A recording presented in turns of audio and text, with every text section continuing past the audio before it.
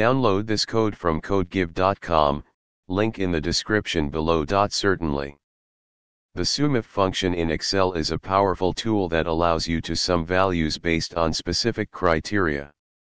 When working with dates, especially when you want to sum values based on both the month and the year, you need to ensure that your criteria are set correctly.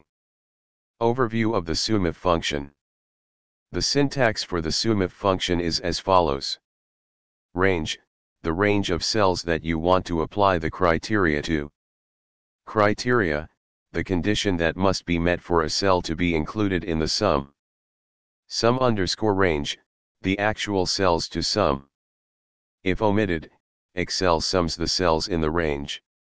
Steps to sum by month and year. 1. Prepare your data. Ensure you have a dataset with dates and corresponding values. To use the SUMIF function, you will need to format your criteria to match the month and year.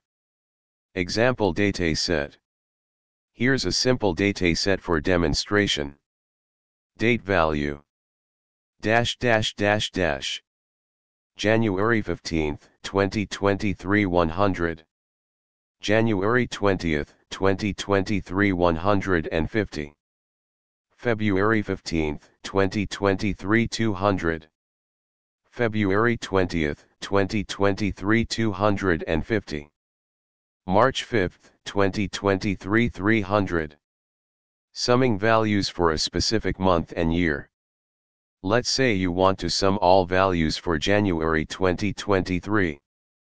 1. Using a helper column, you can create a helper column that extracts the month and year from the date. In a new column, let's say column C, use the following formula to create a unique identifier for the month and year. Drag this formula down to fill the column. Your updated dataset will look like this. Date value month year. January 15th, 2023 100 2023-01. January 20th, 2023 150 2023-01. February 15th, 2023 200 2023-02. February 20th, 2023 250 2023-02.